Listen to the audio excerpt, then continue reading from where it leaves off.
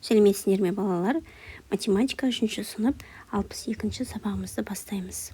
Алдымен видеоға лайк басып, каналыма тіркеліп, қоңырауша белгісін басуды ұмытпаңыздар, иә балалар. Бүгінгі тақырыбымыз тонна грамм.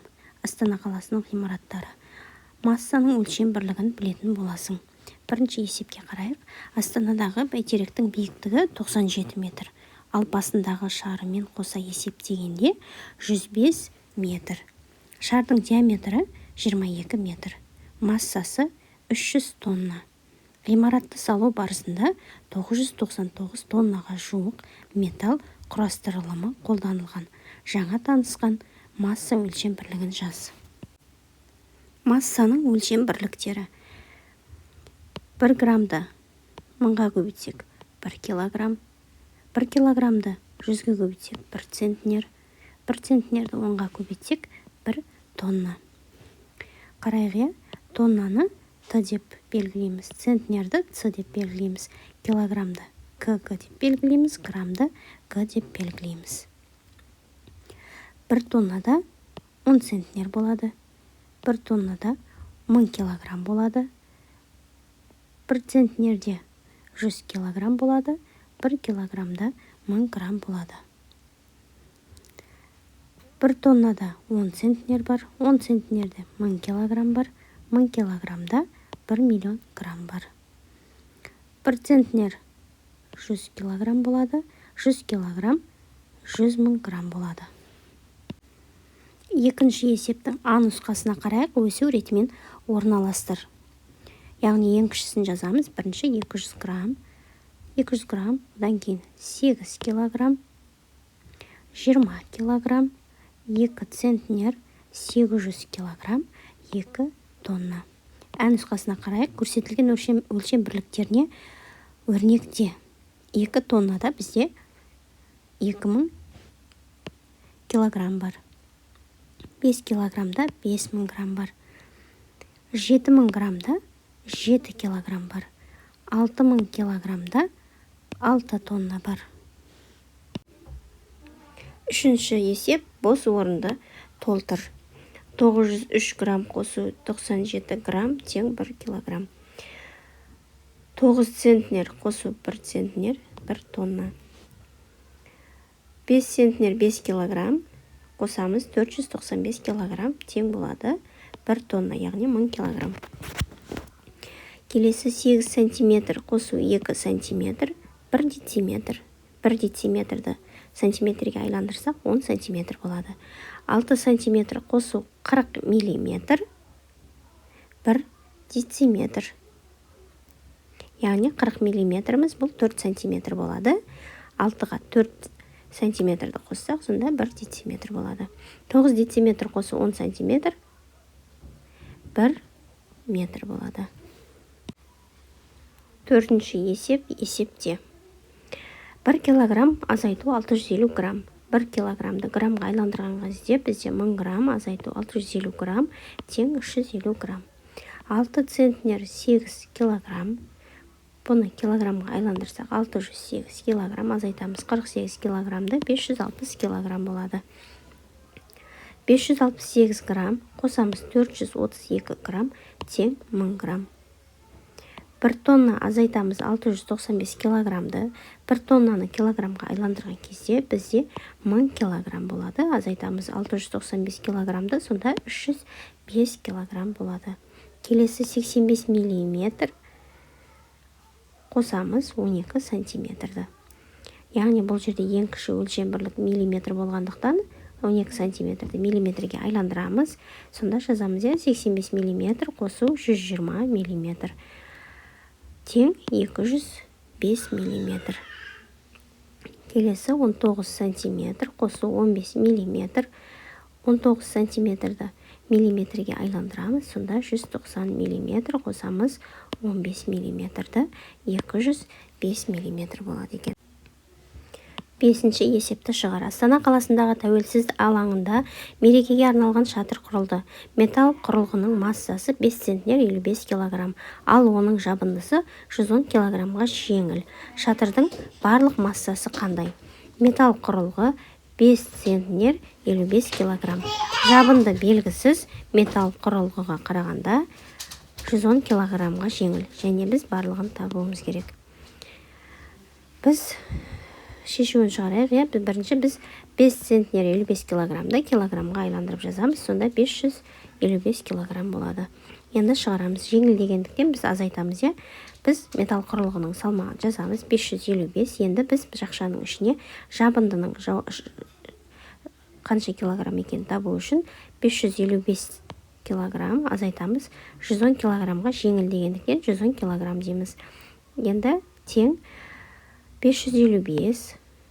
Біз жақшаның ішінде 555-тен 110-ды азайтқан кезде 445 шықты. Яғни бұл жабындының салмағы. Енді біз барлығының салмағын табу үшін екеуін қосамыз. Металл құрылғының салмағы 555, жабындының салмағы 445, барлығы 1000 килограмм. Жауабы шатырдың барлық массасы 1000 килограмм.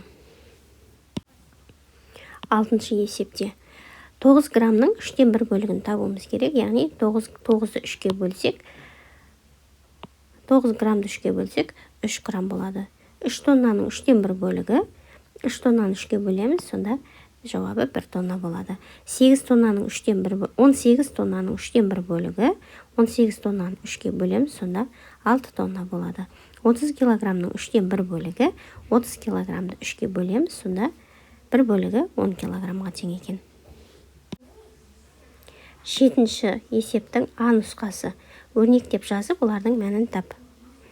Бірінші, 498 мен 120 сандарының айырмасына 316-ны қос дейді. Жазайық. А нұсқасы 498 азайту 120, жақшаның ішіне қосу 316. Енді есепті шығарайық. Жақшаның ішін азайтқан кезде бізде 378 шықты. 316-ны қосамыз, сонда 694 шықты. 548 бен 89-дың қосындысынан 427-ні азайды. 548 бен 89-дың қосындысын жақшаға аламыз, азайтамыз 427-ні. Жақшаның ішін қосқан кезде біз 637 шықты, азайтамыз 427-ні, жауабы 210 саны шықты. Келесі 700 бен 320 сандарының айырмасы, яғни жақшаның ішіне аламыз екеуінің айырмасын. 236 мен 29 сандарының қосындысында жақшаға аламыз, екеуінің қосындысын арттыр дейді, яғни екі жақшаның ішін қосамыз. 700 азайту 324 бізде 376, 236 қосу 29 бізде 265 саны шықты. Екеуін қосқан кезде 641 шығады. 800 санынан, яғни 800 дедік, санынан 859 бен 214 сандарының айырмасын, жақшаның ішіне екеуінің айырмасын азайт, яғни 810-нан азайтамыз.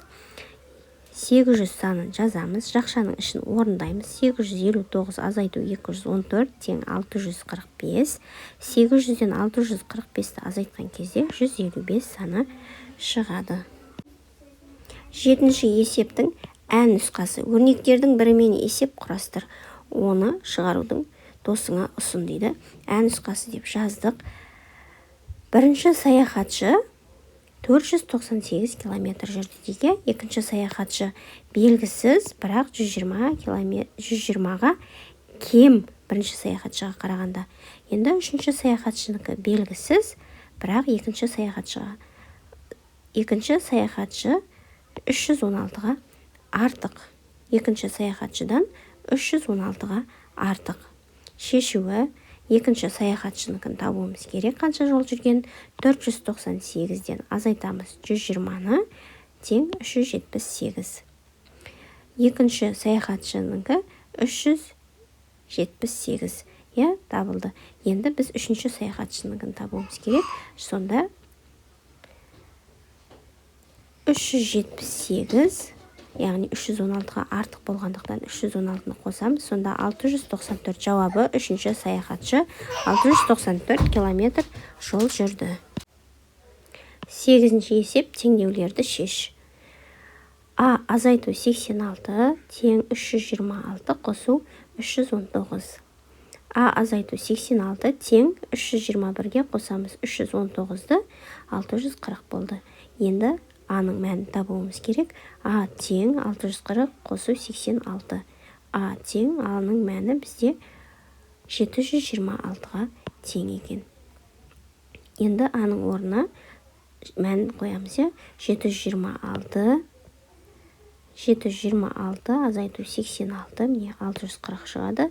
Тең 321 қосу 319 тең 640 шығады. Келесі 696 азайту x тең 114 қосу 126. 696 азайту x тең 114-ке 126-ны қосқан кезде 240 шығады. X-тің мәнін табу үшін x тең 696 азайту 240. Сонда x-тің мәні 456-ға тең екен. 696 азайту 456 бізде 240 шығады. 114 қосу 126 тең 240 шығады. Келесі бізде x тең x қосу 150 тең 800 азайту 440. X қосу 150, 800-ден 440-ды азайтқан кезде бізде 360 саны шықты. Енді X-тің мәнін табу үшін X тең 360 азайту 150. Сонда X-тің мәні 210-ға тең екен. X-тің орнына 210-ды қоямыз. 210 қосу 150 бізде 360 шығады. 800 азайту 440, 360 шығады. Келесі 560 қосу V тең 980 азайту 140. 560 қосу V тең 980-нен азайтамыз 140-ды, 840 саны шығады. Енді V-ның мәнін табу үшін біз V тең 840 азайту 560 дейміз. V-ның мәні 280-ге тең екен. Енді V-ның орнына 280 санын қойып жазамыз. 560 қосу 280, 840 саны шығады. 980 азайту 140, 840 саны шығады. 9-шы есеп бекзат биікке секірді. Оның нәтижесі өзінің бойынан 340 мм-ге кем және қарындасының бойынан 10 мм-ге артық болды. Егер оның қарындасының бойы 1 метр 5 см болса, бекзаттың бойының ұзындығы қанша? Шешуін табайық. Бізде қарындасының бойы белгілі, енді бекзаттың бойының ұзындығы қанша екенін табуымыз керек. Қарындасының бойы міне 1 метр 5 сантиметрге 10 миллиметрді қосамыз, сантиметрге айландырамыз. 10 миллиметр, 100 миллиметр бізде 10 сантиметр болады. Сонда 1 метр 5 сантиметрге қосамыз 10 сантиметрді, 1 метр 15 сантиметр болады. Енді 1 метр 15 сантиметрге 340 миллиметрді қосамыз. Қосатын болсақ, біз 340 миллиметрді сантиметрге айландырамыз, ол 34 сантиметрге тең. Енді біз 1 метр 15 сантиметрді қосамыз, 34 сантиметрге тең 1 метр 49 сантиметр. Жауабы бекзаттың бойының ұзындығы 1 метр 49 сантиметрге тең. Осымен бүгінгі сабағымыз аяқталды. Келесі сабақта кездескенше сау болыңыздар.